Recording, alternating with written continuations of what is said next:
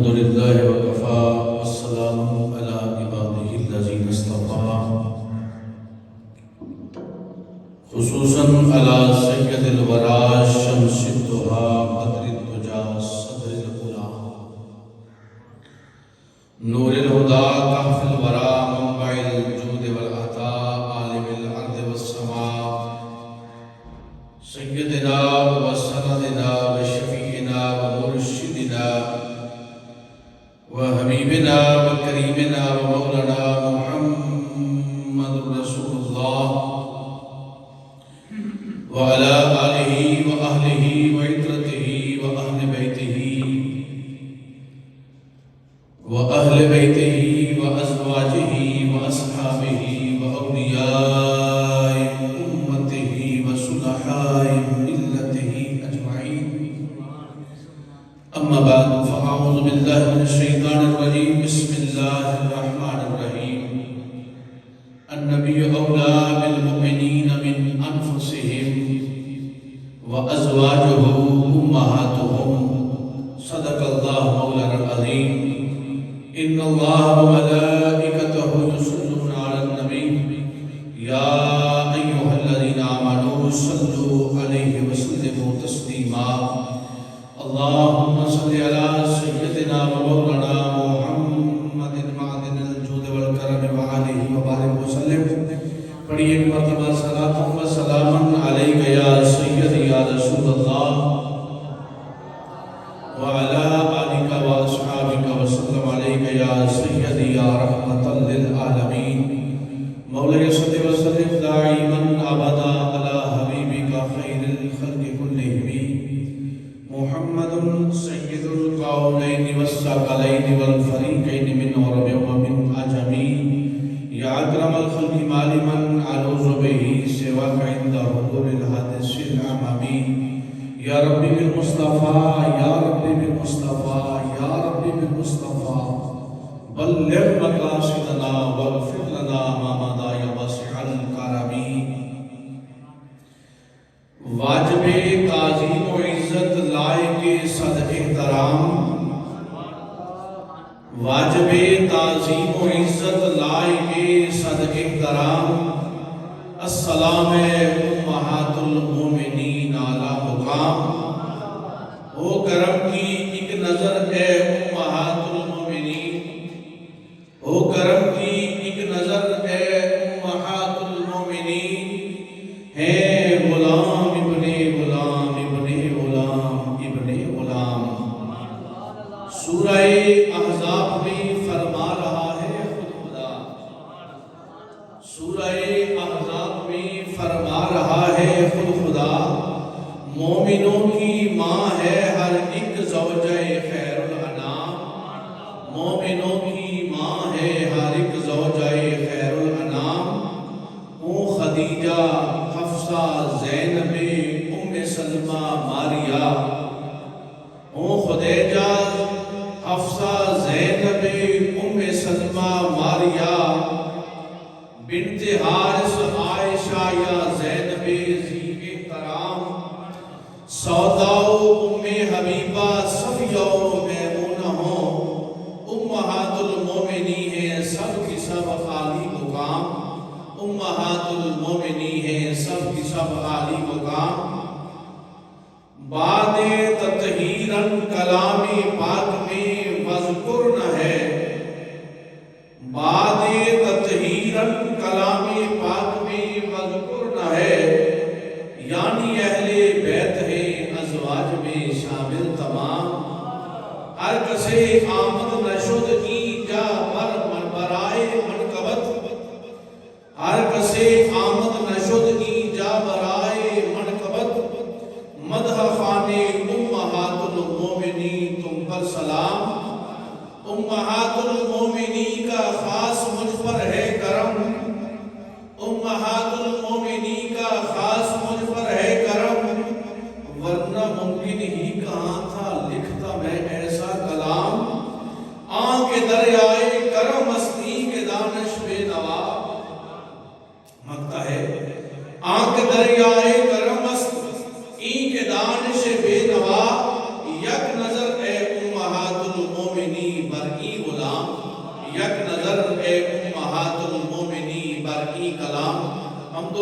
صلاة کے بعد معزز و محتشم حاضرین و سامعین گرامی قدر بحمدہ تعالی ہم ماہ رمضان المبارک کی پرکیف پرسعید گھڑیوں میں اپنے لمحات گزارنے کی سعادت حاصل کر رہے ہیں، اور بحمدہ تعالی ہم اس وقت عارف باللہ حضور پر نور فیض گنجور مظہر شان غوث جلی حضرت خواجہ صوفی اللہ رکھا شان مرشد و رہنما قلندر بیریا و باصفا نور اللہ تربتہ کے مزار پر انوار سے نماز جمعہ کی سعادت حاصل کرنے کے لیے یہاں حاضر ہے۔ دنیا بھر کے حاضرین و شاف جو ہمیں سوشل میڈیا کے ذریعہ سے اس وقت دیکھ رہے ہیں، دعا کو کہ اللہ رب العزت سب کے معاملات دنیاوی و اخروی کو بہتر فرمائے۔ حاضرین گرامی قدر، ہمارا آج کا موضوع ہے امہات المومنین کی خدمات دینیہ۔ اس سے قبل میں گفتگو شروع کرنے سے قبل یہ آپ کی خدمت میں عرض کرتا چلوں، قرآن مجید فرقان حمید 21واں پارہ سورہ احزاب کی جس آیہ مقدسہ کا میں نے قصہ تلاوت کیا ہے، اس میں اللہ رب العزت نے دو چیزوں پہ اشارہ فرمایا ہے۔ پہلی بات ہے النبی اولا بالمؤمنین من انفسہم، نبی مومنوں کی جانوں سے بھی زیادہ مالک ہے۔ یعنی ہمارے مالک، ہمارے آقا و مولا کون ہے؟ نبی پاک علیہ السلام۔ اور یہ عقیدہ کسی کا من گھڑت عقیدہ نہیں ہے، کسی عالم فاضل مفتی شیخ الحدیث شیخ کا عقیدہ نہیں ہے۔ اللہ رب العزت ہمیں یہ عقیدہ عطا فرما رہا ہے کہ النبی اولا بالمؤمنین من انفسہم، نبی مومنوں کی جانوں سے بھی زیادہ مالک ہے مومنوں کے لیے۔ وَأَزْوَاجُهُ أُمَّهَاتُهُمْ، وَأَزْوَاجُهُ أُمَّهَاتُهُمْ، یہ جو ام المومنین کا ٹائٹل ازواج مطہرات کو ملا ہے، یہ ٹائٹل کسی نے نہیں دیا، بلکہ اللہ رب العزت نے یہ ٹائٹل دیا ہے کہ نبی کی جو ازواج ہیں، نبی کی جو حرم پاک ہیں، نبی کی جو بیویاں ہیں، یہ مومنوں کی مائیں ہیں، مومنوں کی مائیں ہیں۔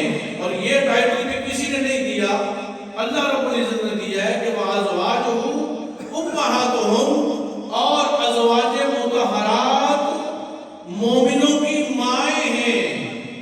اب آئیے ان ماؤں میں سب سے پہلے جس خوش نصیب عورت کو میرے نبی کے حرم پاک میں داخل ہونے کا اللہ نے موقع عطا فرمایا، اس خوش نصیب عورت میں ام المومنین سیدہ خدیجہ الکبریٰ کا نام آتا ہے۔ کہیں رضی اللہ تعالی عنہا۔ لیکن ہم نسبتوں کو مانتے ہیں اور ہر نسبت کو مانتے ہیں۔ ہم امام صاحب کی عزت کرتے کیوں؟ کیونکہ مصلی امامت میں کھڑے ہیں۔ حافظ قرآن کی عزت کرتے کیوں؟ قرآن کا حافظ ہے۔ کنتم خیر امہ ہمیں کہا گیا، اس امت کی عزت کی گئی، اللہ نے عظمت عطا فرمائی، کیوں؟ ہم مصطفیٰ کے امتی ہیں، اولیاء اللہ کو درجہ دیا گیا، کیوں؟ اس لیے کہ ان کی ریاضت، ان کی عبادت، ان کی فضیلت، ان کا مقام اللہ نے انہیں عطا فرمایا ہے۔ ہم ان کی عزت کرتے ہیں، علماء کی عزت کرتے ہیں، کیوں؟ کیونکہ سرکار نے فرمایا علماء انبیاء کے وارث ہیں۔ اب ہم ہر عزت، ہر عظمت، ہر عفت، ہر عصمت، ہر مقام، ہر بلندی کسی نہ کسی نسبت کے ہونے سے مانتے ہیں۔ قیامت تک کے لیے ہم ہر سید کی عزت کرتے ہیں، کیوں؟ کیونکہ حضور کی آل ہیں۔ اس لیے حضرات گرامی قدر امہات المومنین کا جو مقام ہے، جو عزت ہے، اب رب فرما رہا ہے کیوں عزت ہے؟ کیونکہ میرے نبی کی ازواج ہیں، مومنوں کی مائیں ہیں۔ میرے نبی کی ازواج ہیں، مومنوں کی مائیں ہیں۔ اب ہم نے دیکھنا یہ ہے کہ کیا امہات المومنین کا جو کردار اسلام میں نظر آتا ہے، امہات المومنین کا کردار ہے۔ خواتین اسلام نے دین اسلام کی اسی طرح خدمات کی ہیں جس طرح مردوں نے کی ہیں۔ خواتین اسلام نے دین متین پر اسی طرح پہرا دیا ہے۔ خواتین اسلام نے اپنے جوانوں کو تیار کیا، اپنی اولادوں کو تیار کیا، حضور کی محبت میں ایسی فریفتہ ہوئی۔ ایک ایسی خاتون کا ذکر بھی ملتا ہے، اس کے بعد ہم گفتگو شروع کرتے ہیں۔ میں آپ کو جو ہے وہ محبت کے لیے یہ بات سنا دینا چاہتا ہوں کہ نبی پاک علیہ الصلوۃ والسلام کی شہادت کی افواہ پھیل گئی تو ایک عورت خاتون میرے نبی کی غلام مدینہ طیبہ سے باہر نکل کر چوک میں آ کر کھڑی ہوتی ہے۔ اس غزوے کے اندر، اس جنگ کے اندر اس عورت کا باپ بھی گیا ہے، بیٹا بھی گیا ہے، بھائی بھی گیا ہے، شوہر بھی گیا ہے۔ چار عظیم ترین رشتے ایک عورت کے لیے، یہ چار عظیم ترین رشتے ہیں، باپ کا، بیٹے کا، بھائی کا، شوہر کا۔ اب وہ عورت مدینہ طیبہ کے چوک سے باہر جا کر کھڑی ہوتی ہے، باہر والے چوک میں کھڑی ہوتی ہے۔ جب اس نے سنا نا کملی والے کریم آقا، آدھا کے تاج والے لجپال نبی رحمت صلی اللہ علیہ وآلہ وسلم، بے کسوں کے کس، بے سہاروں کے سہارا، غلاموں کے آقا، امتیوں کے نبی، آپ کی شہادت کی جب افواہ پھیلی تو برداشت نہ کر سکی اس غم اور دکھ کو، تو کیا کرتی ہے، وہ مدینہ طیبہ سے باہر آ کر کھڑی ہو جاتی ہے۔ پہلا قافلہ آیا، خواتین اسلام کا ذرا جذبہ ایمانی دیکھیے۔ پہلا قافلہ آیا، اے بہن تیرا باپ شہید ہو گیا، کہتی اس بات کی پرواہ نہیں، مجھے یہ بتاؤ کہ سرکار کیسے ہے، مجھے یہ بتاؤ کہ سرکار کیسے ہیں، جو میں نے خبر سنی ہے مجھے اس پر شنید دو۔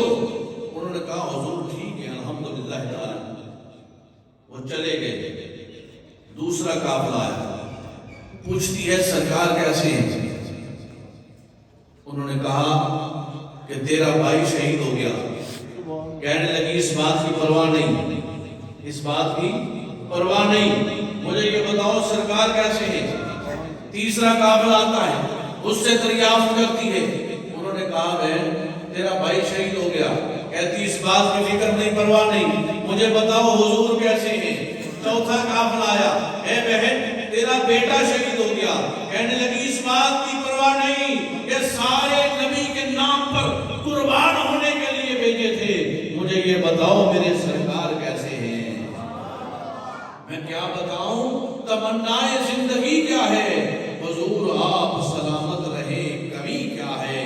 حضرات اکرام قدر ام المومنین حضرت سیدہ خدیجہ الکبریٰ رضی اللہ تعالیٰ عنہ، دوسرا حضرت سودا بنت زمعہ رضی اللہ تعالیٰ عنہ، حضرت سیدہ عائشہ صدیقہ طیبہ طاہرہ، صدیق باپ کی صدیقہ بیٹی، عتیق باپ کی عتیقہ بیٹی، حضرت ام المومنین حضرت حفصہ بنت عمر رضی اللہ تعالیٰ عنہ۔ دیکھیں نا ہر نسب منقطع ہو جائے گا لیکن حضور کا نسب منقطع نہیں ہوگا، حضور کی نسبت منقطع نہیں ہوگی۔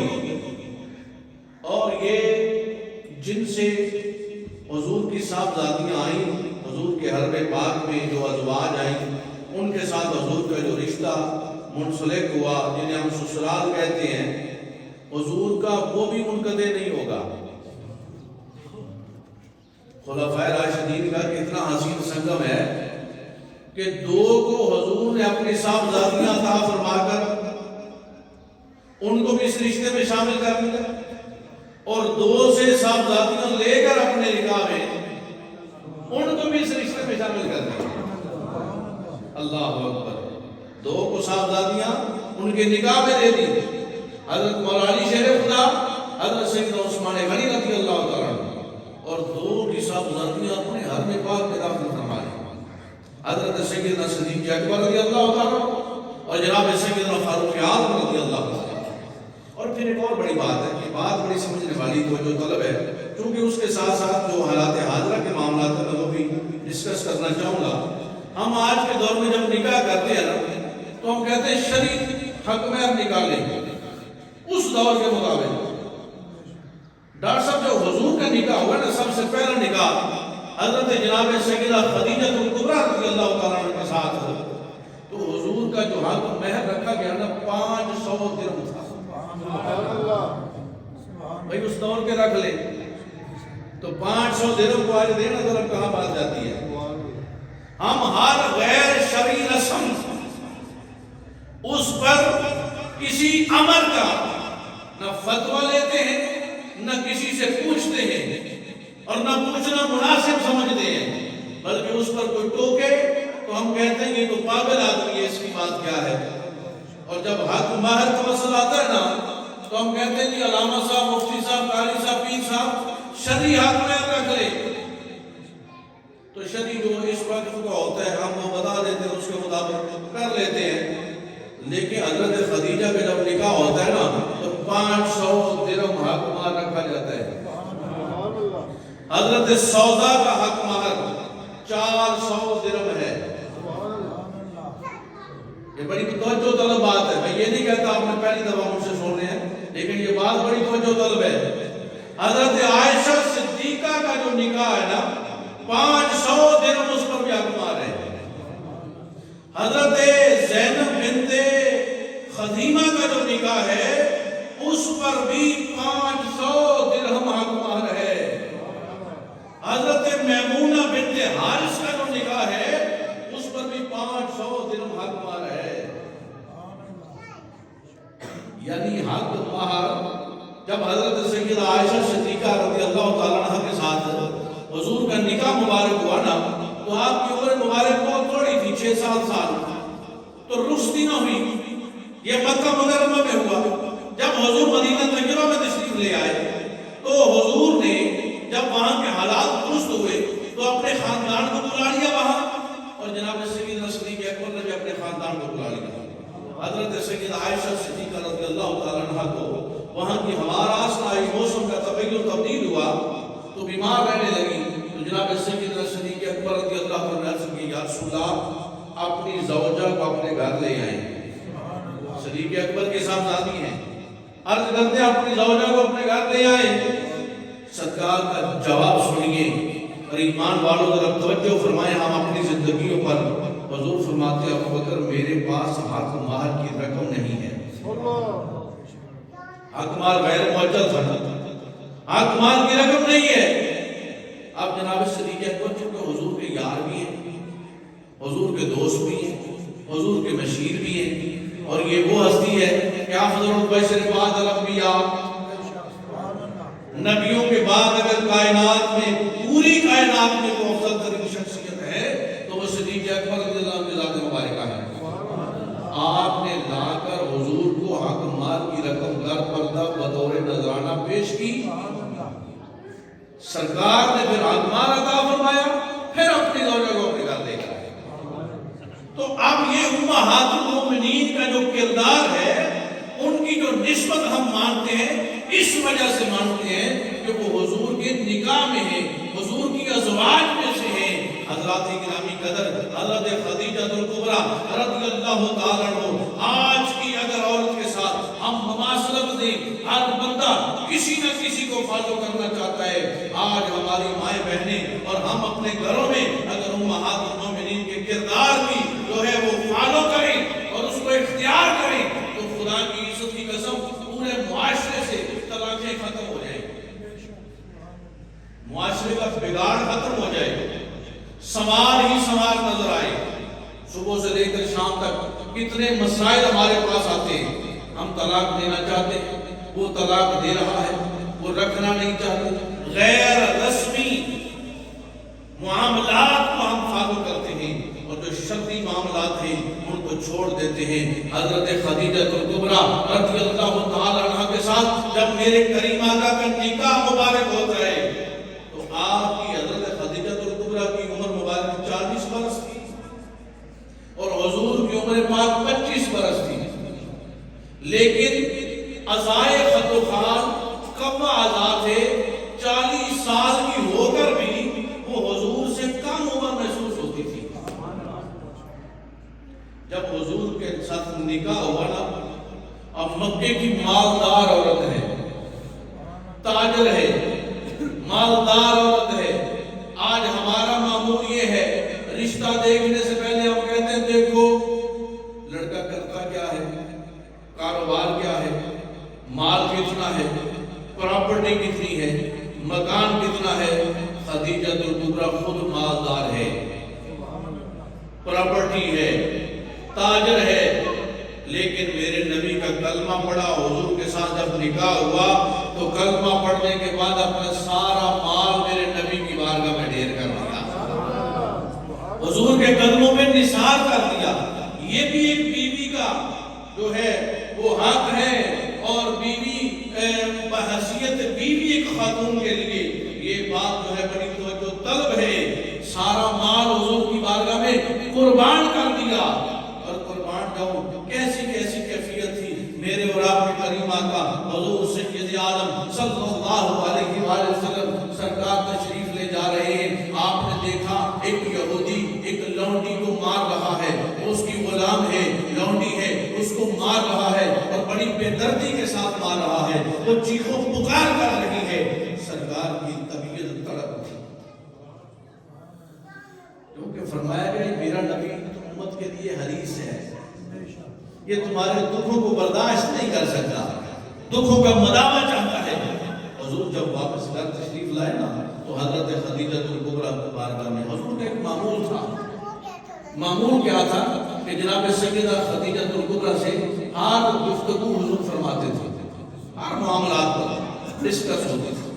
اور ایک مقام پر سرکار نے جب حضرت سیدہ عائشہ صدیقہ رضی اللہ تعالیٰ عنہ کے سامنے بار بار خدیجہ الکبریٰ کا ذکر ہوا نا تو آپ فرماتی یا رسول اللہ آپ کو کیا ضرورت ہے اس گڑیا کا ذکر کرنے کی کہ جس کا جسم کی چمڑی میں ڈال چکی تھی. تو سرکار آپ کے پاس یا رسول اللہ جو ہے وہ جوان ازواج موجود ہیں، کیونکہ حضرت عائشہ صدیقہ کماری تھی نا، باقی تو دوسری سب بیگان سے نکاح ہوئے تھے. تو سرکار نے فرمایا عائشہ مجھے خدیجہ کے معاملے میں تکلیف نہ دو، خدیجہ کے معاملے میں بات نہ کرنا. جب لوگوں نے میرا انکار کیا تھا تو خدیجہ نے میرا اقرار کیا تھا. جب لوگوں نے مجھے پتھر مارے تھے تو خدیجہ نے مجھے حوصلہ دیا تھا. جب لوگوں نے مجھے تکلیفیں دی تھی تو خدیجہ نے میرے دکھوں کا مداوع کیا تھا. اور جب لوگوں نے مجھ سے مال چھین لیا تھا خدیجہ نے اپنا مال میرے قدموں پہ نثار کر دیا تھا. اب سرکار واپس گھر تشریف لائے نا تو سرکار فرماتے ہیں کتنے نادان لوگ ہیں، لونڈیوں کو مارتے ہیں، غلاموں کو مارتے ہیں، بڑی بے دردی کے ساتھ مارتے ہیں. اب حضور کا یہ بار بار تڑپنا اور دل میں یہ تکلیف، جناب خدیجہ الکبریٰ نے جب حضور کے چہرے انور کے آثار دیکھے نا تو عرض کرتی یا رسول اللہ صبح تو لینے دے. کیا صبح تو لینے دے، جتنا مال آپ کہیں گے میں دے کر اس کو آزاد کروا دوں گی، جتنا مال کہیں گے میں دے کر آزاد کروا دوں گی. تو یہ جناب سیدہ خدیجہ الکبریٰ کی خدمات اسلامیہ ہیں، دین کی خدمات ہیں کہ اپنے مال کو بحیثیت عورت، ایک عورت کی کمزوری ہے زیورات، لال و جواہرات، سونا، ایسا ہی فطری عمل ہے، اس کا انکار کوئی نہیں کر سکتا. خدیجہ الکبریٰ وہ خاتون ہے کہ جس نے اپنے زیورات، لال و جواہرات، مال و متاع، ہر چیز اسلام کے لیے حضور کی بارگاہ میں قربان کر دیا، دین کے لیے حضور کی بارگاہ میں قربان کر دیا. اور دیکھیں احادیث مبارکہ، ہم احادیث جو پڑھتے ہیں یہ صحابہ کا ہم پر احسان ہے. بھئی صحابہ روایت نہ فرماتے تو ہم تک احادیث نہ پہنچتی. ہر وہ صحابی جو راوی حدیث ہے، جس نے حدیث روایت کی ہے، ان کا احسان ہے ہم پر. اور صرف صحابہ نے نہیں کی، حضرت عائشہ صدیقہ طیبہ طاہرہ رضی اللہ تعالی عنہا، ایک روایت میں ہے 2210 حدیثیں آپ نے روایت فرمائی ہے. ایک روایت میں ہے کہ 2200 حدیث آپ نے روایت فرمائی ہے، بخاری، مسلم اور دیگر مختلف مقامات پر. اور حضرت میمونہ بنت حارث 46 حدیث سے مروی ہے، روایت کرتی ہے. اس کے علاوہ دیگر ازواج مطہرات نے بھی جو ہے حضور سے روایات کو لوگوں تک پہنچایا، اور حضرت سیدنا عائشہ صدیقہ رضی اللہ تعالیٰ عنہ کہ اس ہستی کامل کا نام ہے کہ جب بھی کوئی مسئلہ الجھ جاتا نا، جب بھی کوئی مسئلہ الجھتا تو صحابہ حضرت عائشہ صدیقہ کے دروازے پہ آ جاتے ہیں، حضرت عائشہ صدیقہ کے دروازے پہ آ جاتے ہیں کہ اماں جان ہم اس مسئلے میں الجھ چکے ہیں، سمجھ نہیں آ رہی، تو آپ فرماتی کہ ہاں حضور نے ایسا فرمایا ہے، حضور نے ایسے فرمایا ہے۔ اور حضرت عائشہ صدیقہ رضی اللہ تعالیٰ عنہ کے ساتھ ہر زوجہ محترمہ سے حضور کے جو معاملات تھے آئینی زندگی میں، نجی زندگی میں، نجی معاملات وہ اس طرح کے تھے کہ ہر کسی کے حقوق کا میرے سرکار نے خیال رکھا، لیکن تمام ازواج مطہرات امہات المومنین نے دین اسلام کی خدمات پر پہرا دیا ہے، دین اسلام کی خدمات پر پہرا دیا ہے۔ حضرت عائشہ صدیقہ رضی اللہ تعالیٰ نے 2200 احادیث روایت فرمائی، کتنی؟ 2200 احادیث، یہ چھوٹی چھوٹی باتیں بھی یاد کر دیا کریں، 2200 احادیث روایت فرمائی۔ اور حضرت عائشہ صدیقہ رضی اللہ تعالیٰ عنہ قربان جاؤں کہ وہ زوجہ محترمہ ہے کہ جبرائیل امین حاضر ہوتے ہیں، کون؟ جبرائیل امین حضور کو سلام پیش کرتے ہیں، سلام پیش کرنے کے بعد فرماتے ہیں یا رسول اللہ عائشہ یہاں بھی آپ کی بیوی ہے، وہاں بھی آپ کی بیوی ہے، دنیا و آخرت میں آپ کی بیوی ہے۔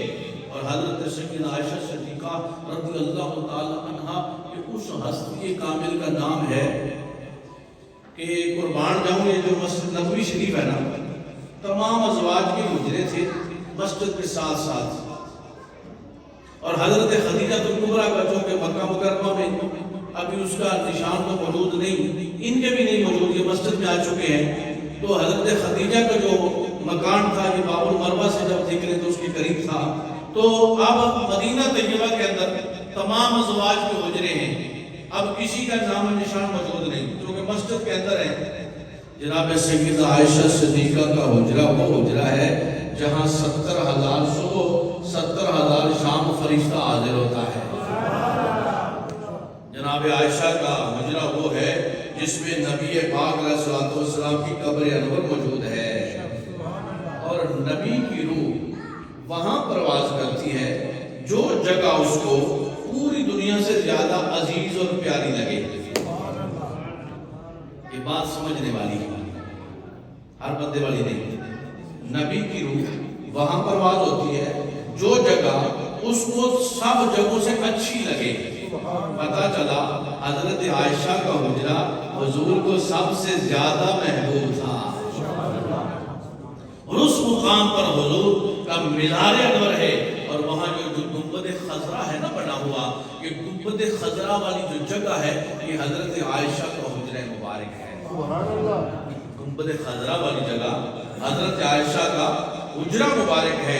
حضرات گرامی قدر، یہ وہ خواتین اسلام ہیں جنہوں نے اپنی قربانیاں پیش کی حضور کے دین مدین کی خاطر، اور پھر حضور کا جو تعلق ہے ان کے ساتھ وہ کس قدر خوبصورت اور محبت والا ہے۔ آج میں اپنے نوجوانوں کو یہ بتانا چاہوں گا، ہم مردانگی اس کو سمجھتے ہیں، مرد اس کو سمجھتے ہیں جو گھر میں جا کر بیوی کو گالیاں دے، برا بھلا کہے۔ سن، جناب سیدہ عائشہ صدیقہ رضی اللہ تعالیٰ عنہ حجرہ مبارک میں ہے، پانی کا پیالہ ہاتھ میں ہے، پانی نوش جان فرما رہی ہے، حضور باہر سے تشریف لائے، عائشہ پانی میرے لیے بھی رکھنا۔ یہ حسن معاشرت ہے، ہمارے معاشرے میں یہ چیزیں آ جائیں تو خدا کی قسم ہمارے گھروں کے ماحول تبدیل ہو جائے۔ اس میں سے میرے لیے بھی بچا کے رکھنا۔ جب حضرت عائشہ صدیقہ نے پیالہ پانی کا بچایا اس میں سے پانی، تو پانی کا پیالہ حضور نے جب ید اللہ کے ہاتھوں میں لیا تو پکڑ کے فرمایا عائشہ تم نے لب کہاں لگائے تھے؟ آخری وقت جب حضور کا وصال ہو رہا ہے، کبھی ہم ان چیزوں کو بھی پڑھا کریں، یہ بھی سننے اور سنانے کا حصہ ہے۔ جب آخری وقت ہے، وصال کا وقت ہے، تو حضور نے مسواک کرنا چاہیے، حضور نے چاہا کہ مسواک کرو، مسواک پکڑی نا تو حضور چونکہ ضعف کی وجہ سے یا یہ امت کی تعلیم کی وجہ سے کہہ رہی ہے، کیونکہ حضور میں تو ضعف آ ہی نہیں سکتا، امت کی تعلیم کی وجہ سے تو سرکار نے مسواک کو چبانا چاہا تو چبائی نہیں گئی۔ حضور نے مسواک حضرت عائشہ صدیقہ کو عطا فرمایا، عائشہ یہ مسواک مجھے چبا کر دو۔ حضرت عائشہ نے مسواک کو چبایا، یعنی آخری وقت بھی وہ مسواک حضور استعمال فرما رہے ہیں جس کو عائشہ صدیقہ کا دہن لگا ہوا ہے۔ حضرات گرامی قدر، یہ وہ خوش نصیب مائیں ہیں، اور ان کے ساتھ ہمارا جو قلبی و حبی تعلق ہے، جس طرح ہم اصحاب رسول سے محبت رکھتے ہیں، جس طرح ہم جو ہے وہ اہل بیت طہار سے محبت رکھتے ہیں، ہم حضور کی آل سے محبت رکھتے ہیں، اسی طرح ہمیں ان کے ساتھ محبت رکھنا لازم ہے۔ اور یہ امہات المومنین بندوں نے نہیں کہا، وعدہ اللہ شریف نے کہا ہے۔ اچھا آئیے، حضرت یوسف علیہ السلام پر تہمت لگی، حضرت یوسف علیہ السلام پر تہمت لگی تو اس کا جواب اللہ نے ایک بچے سے دلوایا۔ قرآن بتاتا تھا کیا؟ قرآن میں یہ بات موجود ہے، فقط چونکہ اختصار میں ہے اس لیے میں بات کو مکمل کر رہا ہوں۔ کیا عرض کر رہا ہوں؟ ایک بچے نے آ کر گواہی دی، حضرت مریم سلام اللہ علیہ پر تہمت لگی تو قرآن کہتا ہے بچے سے گواہی دی گئی، حالانکہ بچہ جلیل القدر نبی تھا۔ بھئی نبی پیدا ہونے سے پہلے نبی ہوتے ہیں، تو عیسیٰ علیہ السلام نے جب گواہی دی تو نبی ہیں، لیکن عمر کے مطابق بچے ہیں، ایک بچے سے گواہی دلوائی گئی۔ یوسف نبی پر تہمت لگے، گواہی بچہ دیتا ہے۔ عیسیٰ علیہ السلام کی ماں مریم پر تہمت لگے تو گواہی بچہ دیتا ہے۔ ایک وقت ایسا آیا کہ جب جناب سیدہ طیبہ طاہرہ عابدہ زاہدہ عالمہ صدیق باپ کی صدیقہ بیٹی ام المومنین سیدہ عائشہ صدیقہ رضی اللہ تعالیٰ عنہ پر تہمت لگتی ہے، رب بچوں سے گواہی نہیں دلوا رہا، بندوں سے گواہی نہیں دلوا رہا۔ سورہ نور 18 آیتیں رب حضرت عائشہ کی گواہی میں نازل فرما رہا ہے۔ اچھا ایک اور بات ہے، یہاں حدیث بھی آ سکتی تھی، سرکار کا گواہی دے دیں کہ عائشہ جو ہے وہ معصوم ہے، پاک ہے، تو اس بات پہ کسی قسم کے شک و شبہ ہے، لیکن رب جانتا تھا، رب جو کہ سمیع بصیر علیم و خبیر ہے، اللہ کو پتہ ہے کہ ایسے لوگ بھی آئیں گے، انہوں نے ایک بات ہی رٹی ہوگی، جو بھی مسئلہ آئے گا وہ کہیں گے حدیث ضعیف ہے، جو بھی عقائد پہ بات ہو کہیں گے حدیث ضعیف ہے، نسبت پہ بات ہو کہیں گے حدیث ضعیف ہے۔ رب نے فرمایا اس مسئلے کو ختم کرو، امہات المومنین کی محبت، فضیلت، عظمت، عصمت، اپنا عصمت اور عفت پر کسی کو یہ گنجائش باقی نہ رہے کہ حدیث ضعیف ہے، یا یہ ابو بکر نے بات کی ہے، بے حیثیت باپ کی ہے، یہ عمر فاروق نے کی ہے، ہم نہیں مانتے، یہ مولا علی نے کی ہے، ہم نہیں مانتے۔ خالق لم یزل قرآن مجید سورہ نور، قرآن نے فرما دیا عائشہ پاک ہے، عائشہ پاک ہے۔ اچھا مجھے یہ بتاؤ قرآن نے کیوں فرمایا عائشہ پاک ہے؟ تاکہ قیامت تک کے لیے جس مصلی پر بھی سورہ نور پڑھی جائے وہ ہر مصلی والا کہے عائشہ پاک ہے، جس منبر پر بھی سورہ نور پڑھی جائے ہر خطیب کہے عائشہ پاک ہے۔ بچے بچے کی زبان پہ جب قرآن کے حافظ تلاوت کریں، سورہ نور پڑھیں تو یہ کہیں کہ عائشہ پاک ہے۔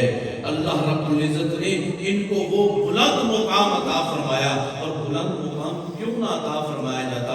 قرآن مجید میں ایک مقام پر اللہ فرماتا ہے پاک مردوں کے لیے پاک عورتیں، بد مردوں کے لیے بد عورتیں، قرآن کا فیصلہ ہے۔ اب میرے نبی سے بڑھ کر کوئی پاک ہے؟ بولو نہیں گا، میرے نبی سے بڑھ کر کسی کا مقام، کسی کی عزت، کسی کی شان، کسی کا عرفان، کسی کا اکرام، کسی کا ایمان، اور حضور کہ جن کی ہر گھڑی وَلَلْآخِرَةُ خَيْرٌ لَكَ مِنَ الْأُولَىٰ، اور جس نبی کا ذکر وَرَفَعْنَا لَكَ ذِكْرَكَ، اور جس نبی کی خیر کثیر اِنَّا أَعْطَيْنَاكَ الْكَوْثَرَ، اور جس نبی کا زمانہ والعصر، اب اس سے بڑھ کر کسی کا مقام نہیں، کسی کی شان نہیں، کسی کی عزت نہیں، کسی کی عظمت نہیں۔ تو جو ازواج میرے نبی کی نکاح میں آئے اور پوری امت کی مائیں، اب ماں کا درجہ آپ سب جانتے ہیں، صاحب دانشور لوگ بیٹھے ہیں، اب پوری امت کی ماں، بھئی ہر کسی کی زوجہ بیوہ ہو جائے تو نکاح کر سکتی ہے، بیوہ ہو جائے نکاح کر سکتی ہے۔ جن کے ساتھ حضور نے نکاح فرمائے پہلے بیوگان تھی تو نکاح فرمائے، پہلے اور بات تھی، اب حضور کے نکاح میں آ گئی ہے۔ اب بندے نہیں کہہ رہے، قرآن کہتے ہیں امہات المومنین وازواجہ امہاتہم، اور ان کی جو ازواج ہیں وہ مومنوں کی مائیں ہیں، امت کی مائیں ہیں۔ اب جو بھی نکاح کرے گا امت سے ہے نا، تو اب امت کی ماں ہے۔ اب یہ انفرادیت اللہ رب العزت نے مقام مصطفیٰ سمجھنے کے لیے یہ اس بات کو لازم قرار دیا کہ ہر بندہ جتنی مرضی عزت والا ہو، بادشاہ ہو، صدر ہو، وزیر اعظم ہو، عالم ہو، فاضل ہو، پیر ہو، شیخ الحدیث ہو، صحابی رسول بھی ہو، انتقال کے بعد اس کی بیوی دوسرا نکاح کر سکتی ہے، اور اس بیوہ کے ساتھ کوئی نکاح کر سکتا ہے، لیکن انفرادیت مصطفیٰ یہ ہے، اور انفرادیت امہات المومنین یہ ہے، اور انفرادیت ازواج رسول یہ ہے کہ رسول کی بیویوں کے ساتھ بعد میں نکاح کوئی نہیں کر سکتا۔ کیوں نہیں کر سکتا؟ کیونکہ امہات المومنین یہ مومنوں کی مائیں ہیں، یہ مومنوں کی مائیں ہیں۔ حضرات علم و دانش، حضرات گرامی قدر، جس طرح ہم دوسرے لوگوں کے مقامات کو مانتے ہیں، ہم نے اس مقام کو بھی ماننا ہے، اور کیوں نہ مانا جائے کہ جو ان کو اللہ نے فصاحت عطا فرمائی، جو ان کو اللہ نے جو ہے حضرت عائشہ صدیقہ کے بارے میں آتا ہے، عروہ رضی اللہ تعالیٰ عنہ بیان کرتے ہیں کہ ام المومنین عائشہ صدیقہ سے بڑھ کر شیر فرائض اور فقہ کا علم کسی کو نہیں دیکھا، اتنا عالم نہیں کسی کو دیکھا جتنی فقیہ اور عالمہ حضرت عائشہ صدیقہ تھی۔ پتہ چلا بحیثیت عورت، آج کی عورت کو فقہ کا علم، دین کا علم رکھنا یہ امہات المومنین کی سنت ہے، کیونکہ جس طرح حضور کا اسوہ حسنہ کامل نمونہ ہے، اسی طرح امہات المومنین کا اسوہ حسنہ، ان کے نقش قدم پر چلنا یہ بھی کامل نمونہ ہے۔ حضرات گرامی قدر، ہمارے اندر کمزوری یہاں پائی جاتی ہے جب ہم کہتے ہیں کہ دیکھیں کہ جدید دور ہے، جدت والا دور ہے، اور اس دور کے اندر آج ہر بندہ کہتا پھرتا ہے عورتوں کو حقوق نسواں ہونے چاہیے۔